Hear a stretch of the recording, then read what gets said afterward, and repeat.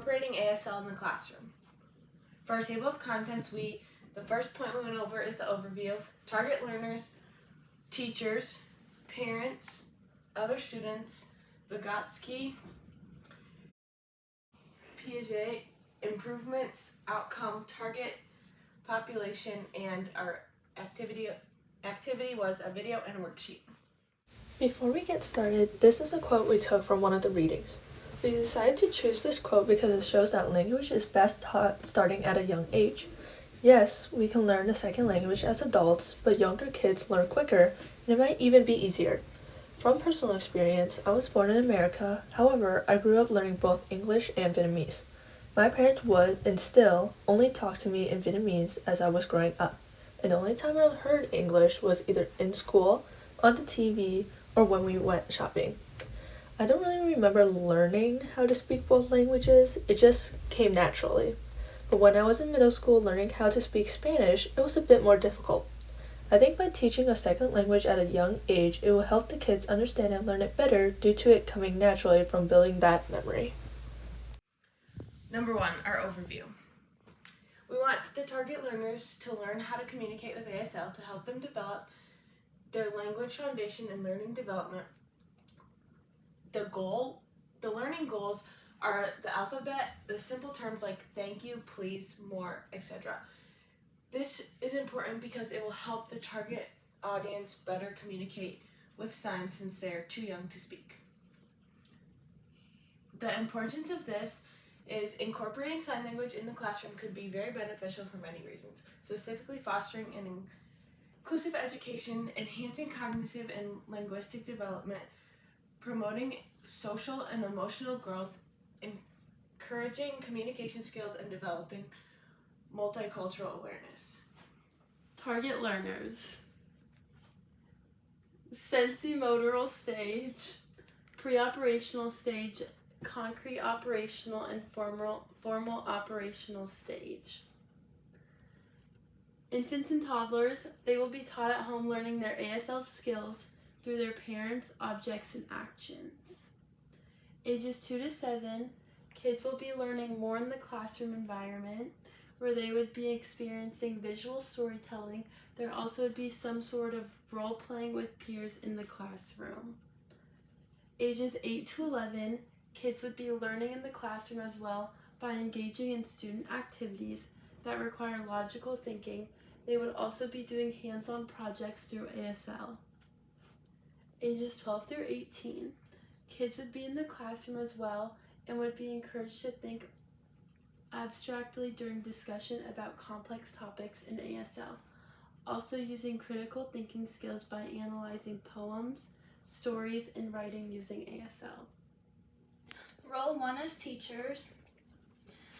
Teachers play a crucial role as the facilitators by incorporating ASL in the classroom.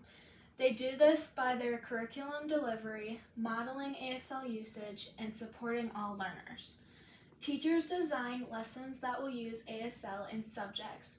Teachers use ASL themselves, which normalizes the language and creates an example for the students. Teachers also adapt ASL instruction to meet diverse student needs. Role 2 is parents. Parents are an essential part of learning and communicating ASL because they extend it beyond the classroom.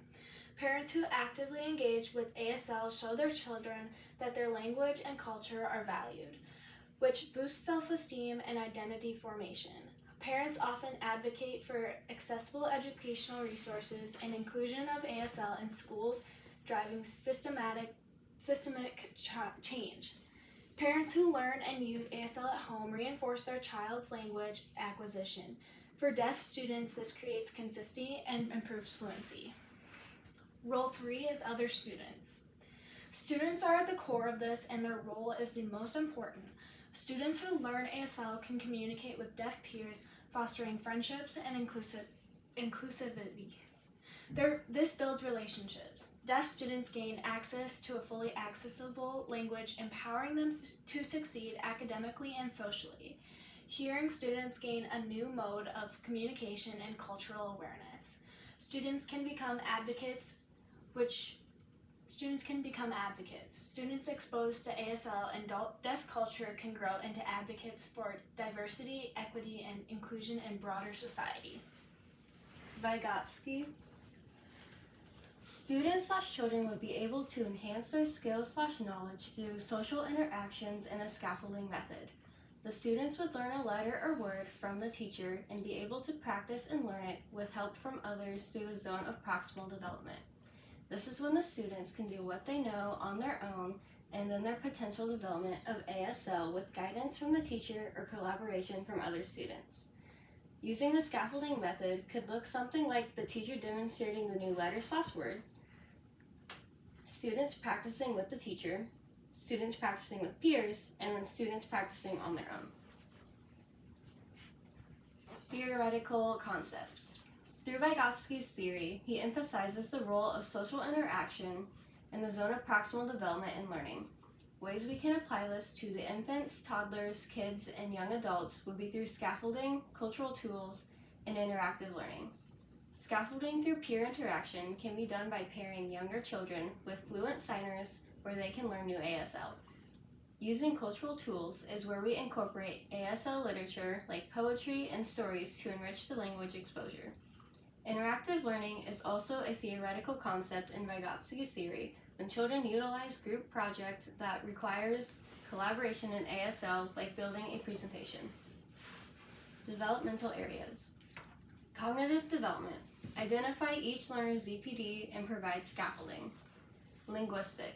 ASL serves as a primary mode of communication and cognitive processing for deaf learners or those with hearing impairments. Incorporate deaf culture and lessons to build linguistic and cultural identity.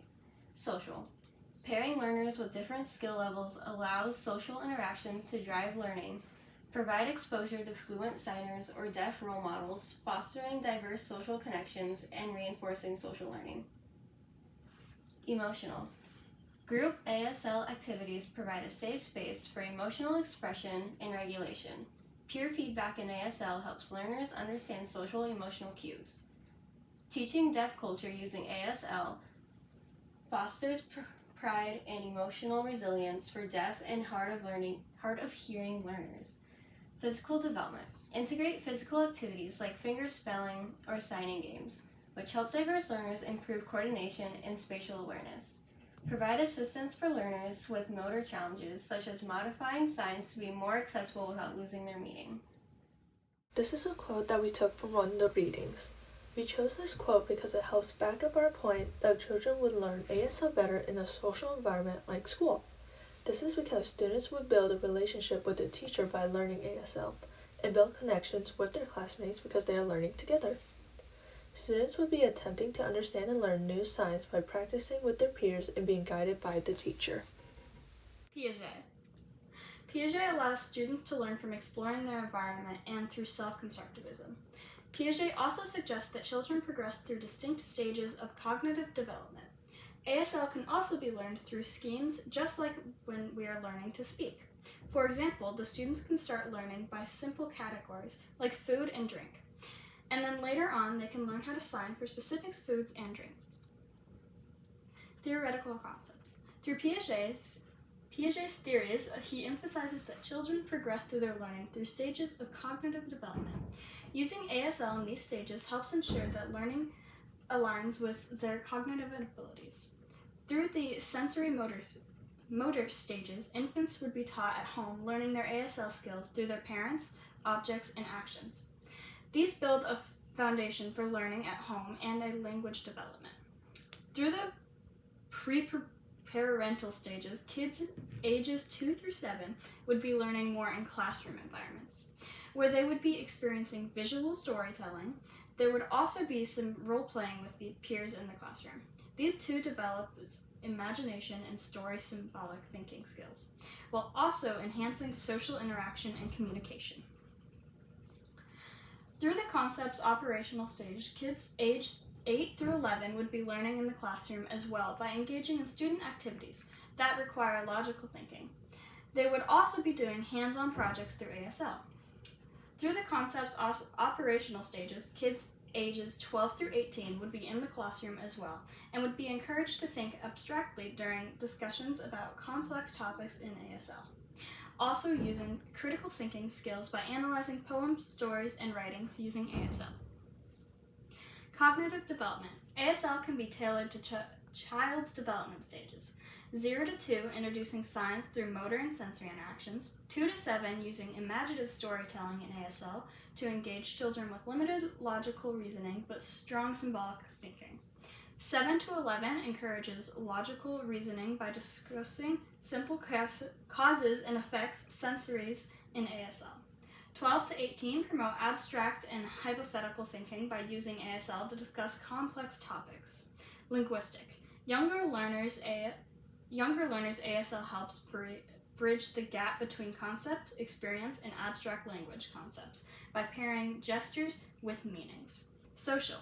ASL storytelling encourages learners to see the world from other perspectives. Signing narratives with multiple characters helps illustrate different points of view. Use ASL-based games or collaborative projects to teach social norms and cooperation, catering to a different social maturity levels. Emotional. Use ASL to teach emotional-related vocabulary, helping learners recognize and express feelings. ASL storytelling can include scenarios where learners practice understanding, expressing empathy, which grows as cognitive abilities develop. Physical development. Younger learners, sensory motor stage, practice gross and fine motor movements by imitating basic signs, supporting physical development alongside cognitive growth. Older learners, concrete operational stage and above, refine motory control through advanced ASL grammar and expressive storytelling. Improvements. What we want to improve. Improving the communication barrier between students who can hear and those who can communicate only through sign language would improve overall well-being. It would also improve the knowledge these students have because it is expanding their multicultural awareness. I would target this because people deserve to communicate even if they cannot all talk or hear.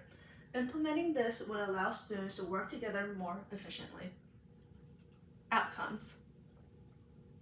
Expected outcome. Incorporating ASL in the classroom and at home has the potential to drive meaningful growth, change, and improvement across various developmental domains.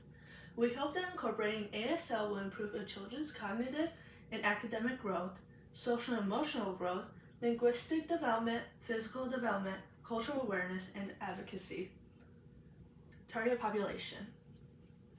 Characteristics target population share. Obviously, all children are different and all learn in different ways.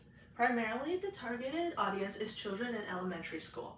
All these children all are around the same age and typically around the same level of education. They all have that in common. The difference in their cognitive development is in some kids do learn differently than others, so learning sign language may be a different learning process for all the kids.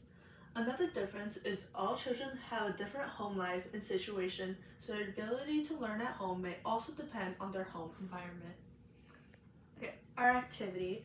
At the beginning of so if we were going to do a lesson plan, at the beginning of each week, we would introduce a different letter of the alphabet and then watch the video.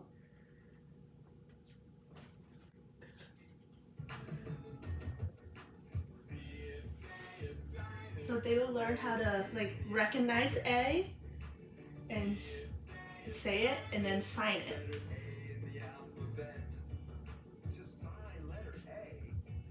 So we'll practice this with the students on how to sign A.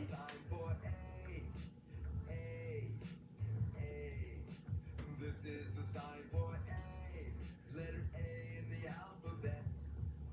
And we would also learn A for apple. We wouldn't learn how to sign apple just yet, but we'll learn A is for apple. And then we'll do a worksheet with it. So again, in the beginning of the week, we would introduce the letter A and learn how to say it. And then we'll learn how to sign it. And then like in the video, there was A for apple, and there was also like A for alligator and a bunch of different examples. So we have alligator here, and they'll like color it and then learn how to actually write it as well. Since this is most likely like the first time like learning the actual letter itself, this will help them like see it, know what it is, and then also learn how to sign it to like, since it is their first time, it helped like connect everything together. Okay. And then each week we will learn like a different letter of the alphabet, just going through the line. So yeah.